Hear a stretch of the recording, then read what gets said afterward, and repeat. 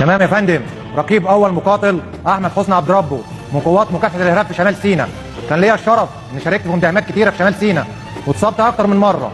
كان نفسي انول شرف الشهاده، لكن الحمد لله ربنا انعم عليا بالاصابه، ويا رب تكون شفيع ليا. في اخر اصابه ليا كنت نازل اجازه جوازي، وعرفت ان في مداهمه كبيره ضد عناصر تكفيريه شديده الخطوره في الشيخ زويد، فكان واجبي وحق بلد عليا ااجل نزولي لحد ما اشارك في المداهمه. واثناء المداهمه اصبت بعبوه ناسفه سببت لي بتر في الساقين وعجز في الايد اليمين وشظايا متفرقه في الجسم. زمايلي نقلوني للمستشفى، وفي الوقت ده جات لي خطيبتي وقلت لها كل شيء نصيب ان هي تكمل حياتها لان علاجها هيطول. ردت عليا وقالت لي شرف ليا ولاي بنت مصريه ان هي تكمل حياتها مع ابطال زيكم.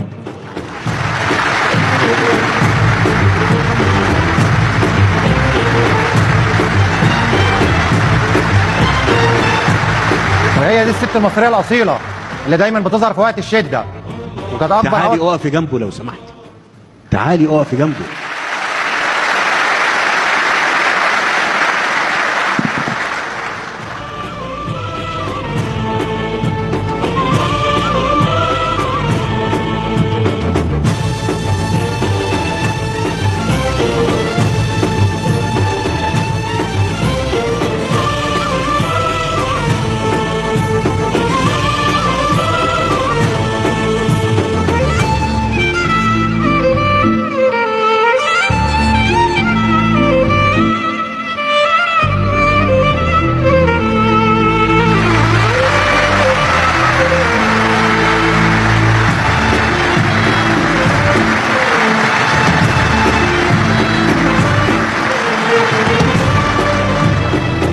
دي كانت اكبر عوض ليا من ربنا ورزقني بيها وباولادي.